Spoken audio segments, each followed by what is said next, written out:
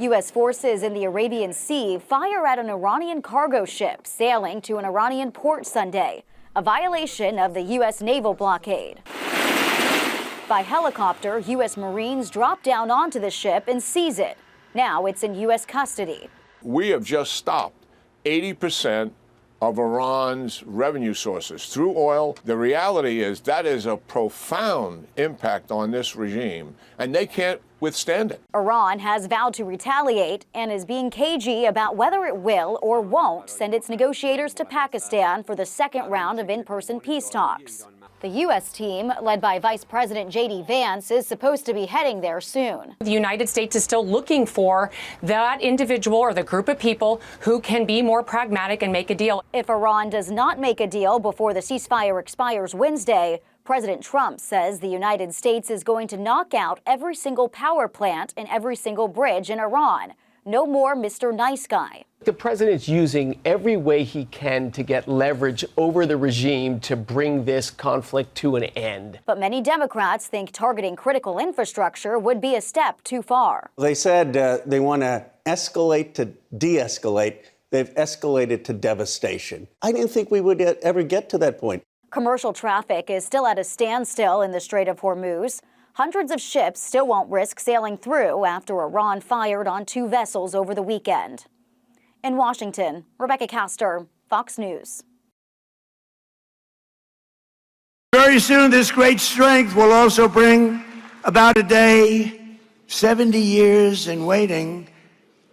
It's called A New Dawn for Cuba. President Trump teasing another possible military intervention. This time it's Cuba, but the president wasn't clear exactly how or what it might look like. Later, when reporters asked if the Pentagon is preparing options, he played his cards close to the vest. There have been reports that the Pentagon's preparing for military action in Cuba. Are those reports true? Is Cuba next? Well, it depends on what your definition of military action is. Cuba says those remarks were a veiled threat, and if the U.S. attacks, the Cuban people will be ready. We are called upon to be ready to face serious threats and military aggression. We do not want it, but it is our duty to prepare ourselves. At the same time, the White House is stepping up both economic and diplomatic pressure. A senior American delegation went to Havana last week for the first time in a decade, while the U.S. tightens its oil embargo, causing widespread blackouts throughout the country. Stop this blockade of Cuba and let Cubans live their lives. We cannot remain silent in the face of this. We're also seeing more protest in Cuba as the energy crisis intensifies. Pro-democracy activists say it's a sign Cubans could be ready for a new government. People in Cuba are desperate for a change, and they're ready. Mexico's president is proposing a regional summit in the coming weeks to find a diplomatic solution to the crisis. In Atlanta, Madison Scarpino, Fox News. A 10-day temporary ceasefire between Israel and Lebanon has largely held, even as it has been tested. The Israeli military says they have carried out strikes involving airstrikes and artillery fire for what they say are violations of the ceasefire, with militants coming south into the swath of territory in southern Lebanon that is controlled and occupied by Israeli forces. Meanwhile, both Israel and France say a French citizen who worked for UNIFIL, the UN agency that monitors the Israel-Lebanon border, was killed in a Hezbollah strike over the weekend. So there has been some kinetic activity in southern Lebanon, and yet the ceasefire itself has, at this point, largely held. The question, of course, is where does this go from here? President Donald Trump was trying to use this temporary ceasefire as a bridge to get to direct talks between Prime Minister Benjamin Netanyahu and Lebanese President Joseph Aoun to try to get not only a permanent ceasefire, but a broader peace agreement between the two countries that haven't had diplomatic relations in decades. Now, that, of course, remains a challenge. Trump said he wanted to host them in Washington, D.C., although a date for that planned meeting or direct talks, landmark though it would be, has not yet been put forward. And it's crucial here because what happens between Israel and Lebanon affects what happens between the U.S. and Iran. A ceasefire between Israel and Lebanon was a prerequisite for U.S. and Iran talks moving forward. So each of these critical and difficult diplomatic negotiations affect the other. And that's why it's so important to keep an eye on what happens between Israel and Lebanon. The catch is that 10-day temporary ceasefire is quickly running out. Meanwhile, the U.S. is focused largely on the talks that are planned for Islamabad between the U.S. and Iran to try to move forward on that track. Oren Lieberman, CNN in Jerusalem. He directly referenced President Trump and the criticism, the extraordinary criticism that has been leveled against the Pope from the president. This is some of what he had to tell us. On the first day of the trip, the President of the United States made some comments about myself. Much of what has been written since then has been more commentary on commentary, trying to interpret what has been said. Just one little example, the talk that I gave at the prayer meeting for peace a couple of days ago was prepared 2 weeks ago, well before the president ever commented on myself and on the message of peace that I am promoting. And yet, as it happens, it was looked at as if I was trying to debate again the president, which is not in my interest at all. It was interesting that Pope Leo referenced there a speech he gave in Bamenda in Cameroon, where he said the world was being ravaged by a handful of tyrants. Now, many did interpret that as applicable to leaders around the world, including the president. It was read through the lens of the criticisms that Leo has been facing. But the Pope trying to say there that, you know, it's wrong to interpret his speeches in Cameroon and in Africa as responses to President Trump. I think what's going on here is that the Pope is simply saying he doesn't want to engage in a tit-for-tat back and forth with President Trump. And he did actually make that point on the way out from Rome to Algeria, the first country he visited in Africa, when he came to the back of the plane again to talk to journalists. So Leo, I think, trying to dampen down this extraordinary back and forth that's been going on between the first American Pope and the US president. Cleanup is underway in multiple communities after a swath of storms from Texas up to the Great Lakes hit Friday. Several tornadoes were reported. Something blew through my patio door. It was a pretty good sized chunk of wood. Glass went everywhere. In northwestern Illinois, this massive EF2 tornado was caught on camera in the town of Lena. Roofs blown off multiple homes.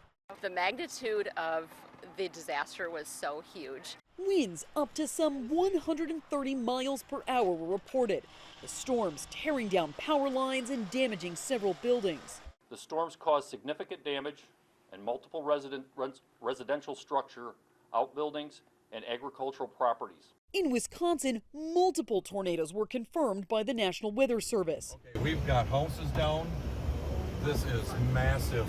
This is in Ringgold, Wisconsin, an area centrally located in the Badger State, where an EF3 tornado caused extensive damage. The National Weather Service says this type of weather is unusual this early in the year. Right now, we're only in the middle of April. Peak severe weather season is June, July, so we're not even in peak severe weather season yet. According to the National Weather Service, an average of 1,225 tornadoes occur every year across the country. But last year, there were more than 1,500 tornadoes reported. I'm Jen Sullivan reporting.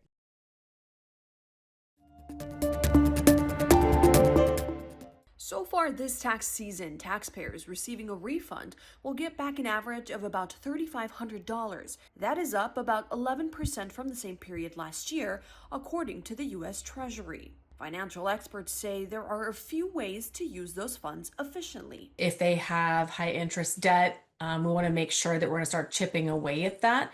That's really going to help us, I guess, starting to get ahead at some point. If you are planning a big expense in the next few years, like buying a car or paying off college tuition, using your refund towards those goals can help you borrow less and reduce the total interest you pay. Saving money now can also help you in the future. I think people feel like they need to have a lot of money sometimes to really start putting money away. But honestly, the earlier you start, the less you have to put away, because over time it's going to compound, and that compounding really adds up over the years. But no matter what you choose to do with your refund, make sure you have a plan for that refund, because if you get that check and you set it aside or you deposit it and you're not really sure what you're going to do with it, you might just spend it, or it might go toward other things before you've done that constructive thing that you would like to do with it. American Airlines says it is not engaged with and is not interested in any discussions regarding a merger with United Airlines. American says a merger would harm competition and consumers. However, a bipartisan group of senators is pushing back against it happening anyway. Energy companies are looking to other parts of the world for new sources of oil and gas away from the Middle East. The Wall Street Journal says ExxonMobil is expanding in Nigeria. For Chevron, it's Venezuela. The surge in energy prices is providing the oil industry with a windfall of cash. Farmers have sued Deere over the extremely high cost for repairs to tractors and harvesters. Deere settled the case this month and pledged $99 million to settle the fund. It still needs to be approved by a federal judge in Illinois. And Nike is facing backlash after dropping an ad just days before the Boston Marathon, which reads, "Runners welcome, walkers tolerated." Nike apologizing in a social media post saying, "During race week in Boston, we put up a series of signs to encourage runners. One of them missed the mark. We took it down and will use this moment to do better and continue showing up for all runners." CJ Papa, Fox News. It's a state known for its conservatism, but in Oklahoma, the second largest city, Tulsa, is seeing the medical marijuana business boom, and it's women who seem to be driving it. They are now outpacing men for the first time. Dr. Sanjay Gupta says in the U.S., there's an overall growing acceptance of cannabis as a potential medicine. And after years of many women feeling their health issues were being overlooked, he says they're now exploring alternative means to help with things like chronic pain, sleep, and mood. They've tried other things and they haven't worked, or they haven't worked as well, or they've had a lot of side effects. An annual report that monitors U.S. substance use says in 2023, more than 44% of young adult women reported using cannabis the previous 12 months. For early midlife women, there was also a significant increase, with nearly 18% using it in the previous 30 days. A study by the National Institutes of Health also says marijuana is the most commonly used drug during pregnancy in the U.S., despite CDC warnings that it shouldn't be used by those pregnant or breastfeeding due to potential health risks like low birth weight, preterm labor, and stillbirth. We can't say for sure what is actually the cause, what is the effect of those sorts of problems, and what is the risk of having untreated depression and anxiety during pregnancy. The challenge, Mandy, is that unless it is regulated in a way that allows people to study it, then the scientists may never be able to get the data that people understandably want to prove that it works and that it is safe. For Health Minute, I'm Mandy Gaither. For nearly 2 years, Monique Gamboa says she endured extremely painful and heavy periods. When a doctor did blood work, she says he couldn't wait until his office opened to call her. He was blowing up our phones at like 2:30 a.m. and he was shocked of the results because my blood count was so low. Gamboa says she was told she had fibroid tumors and a full hysterectomy was necessary, but her low blood count wouldn't allow for the surgery. She says it took nearly 3 months of receiving bi-weekly blood transfusions before her body was healthy enough for the procedure. The need for blood is constant. The American Red Cross says nearly 16 million blood components are transfused every year in the U.S. Some diseases, like an inherited blood disorder called thalassemia and sickle cell disease, disproportionately affect minority groups and require regular transfusions. Having more diverse donors can help ensure there's an adequate supply for all. We've also been able to reverse the declining trend of African American donors throughout the country through our initiative. And so I think that is a huge testament to the community understanding the importance of blood donation. Gamboa knows firsthand that giving blood can save a life. That's why she's now a donor. All those people that donated to me impacted my life so much because I'm here telling my story. And if more people can do that, life will be amazing. For Health Minute, I'm Mandy Gaither.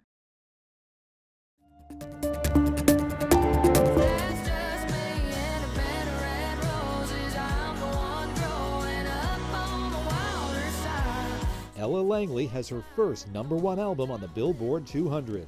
Dandelion, the country singer's sophomore studio disc, debuted with the best week for a country album by a woman in 2 years, according to data provider Luminate. Yo, what's up, money? You got a problem? Nah, yo, hold my poodle. Huh? Hold my poodle, dog. What, you want some of this? You want some of this? If you've ever wondered whether the Wayans brothers would make a sequel to their 2004 comedy White Chicks, we've got an update. Sean and Marlon Wayans told Entertainment Tonight if their new Scary Movie, opening June 5th, does well, a White Chicks 2 can happen. Deep in the heart of the forest, there is a magical world where wondrous creatures play the day away. And going back another dozen years, Amazon MGM is developing a live-action version of Ferngully: The Last Rainforest. Marielle Heller, writer-director of The Diary of a Teenage Girl, is set to pull the same double duty with the new take on the animated fantasy. Remembering the magic powers of nature in Hollywood, I'm David Daniel. Y'all willing to fight for it? Yes, sir. I need to hear you a little louder. Y'all willing to fight for it? Yes, sir. Ready whenever you are, Michael. Michael shows how Michael Jackson went from child star to the biggest star in music. I believe music can change the world. The King of Pop is played as a boy by Giuliano Valdi, then by Jafar Jackson, Michael's nephew. I really dived into his personal writings and journaling that really informed me on what he was feeling and thinking in a lot of those moments, and also why he wanted to write certain songs, and just seeing his vision in writing was incredible and informed me tremendously. Just have all these songs in my head. Just gotta get them out. I would try to write notes. So Michael Jackson, he would write like "Make It Shine," and he'd put it on his on his mirror, and I would put that on my mirror, and that helped motivated me. You are the greatest of all time.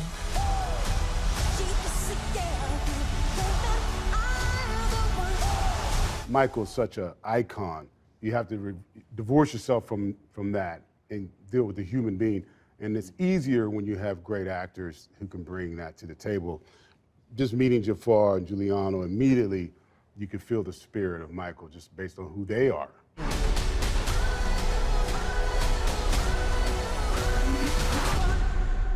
In Hollywood, I'm David Daniel.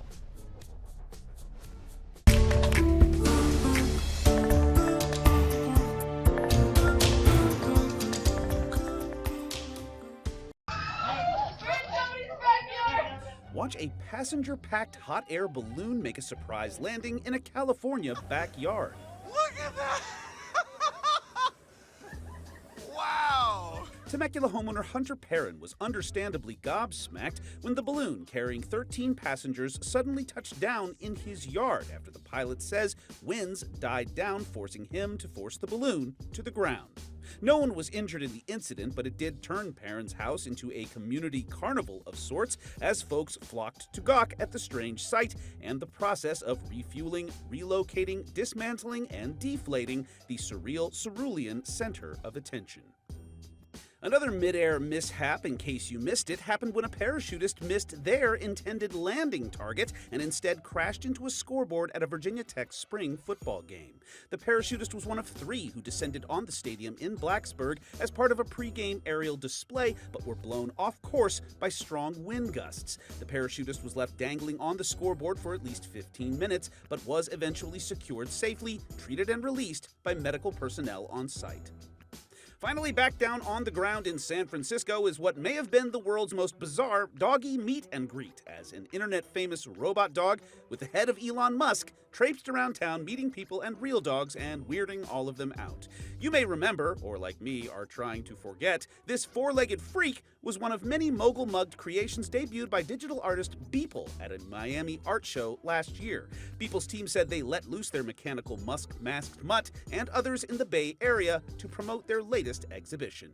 For Take a Look at This, I'm Jeremy Roth.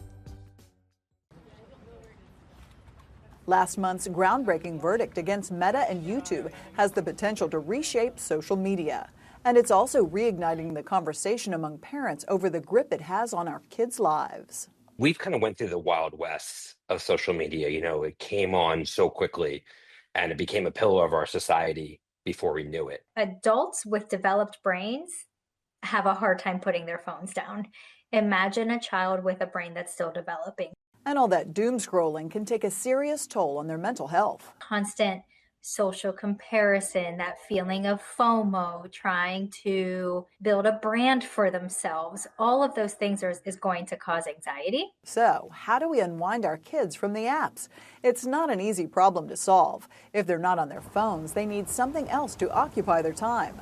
The most reliable alternatives are often the old standbys. It's hobbies, it's athletics, it's passion points. You know, you have to find out ultimately what your kids are most passionate about, and you have to support that with reckless abandon. And if parents want to see real results, they need to be prepared to walk the walk. We can't tell our kids not to be on social media, not to be on their phones all day, but then staring at our phones at the dinner table. With all this in mind, it is 2026, and we live in a world of technology and screens.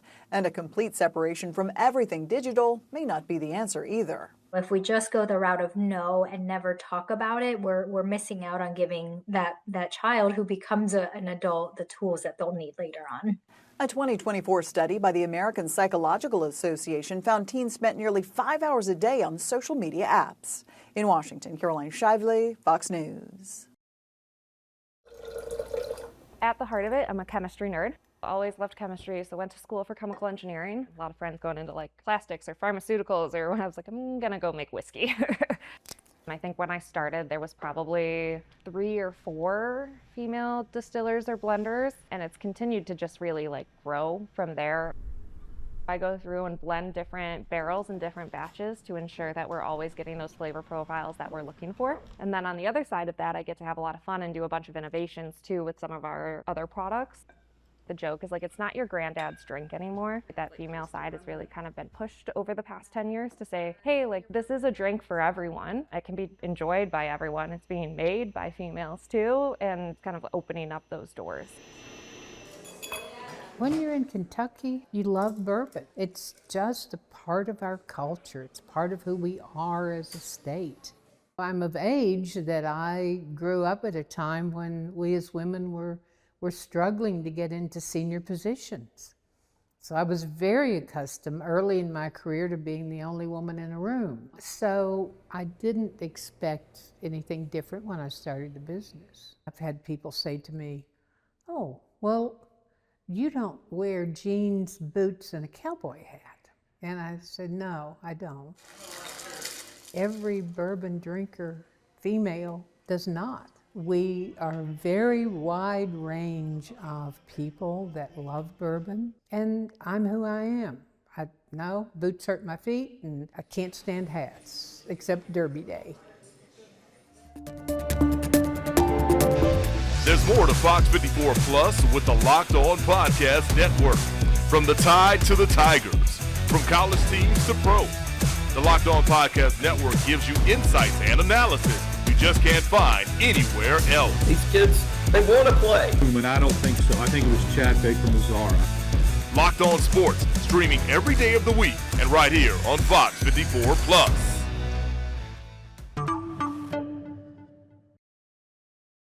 County 911, what's the address of your emergency room? Okay, your wife is in a bar, you said she's unresponsive? This is what he's going to tell you. How to get out of that situation. And I grabbed the gun. Trying to find the first place to put a body. No, sir. The only thing they could do was kill him. Do you want to say anything? We, the jury, find the defendant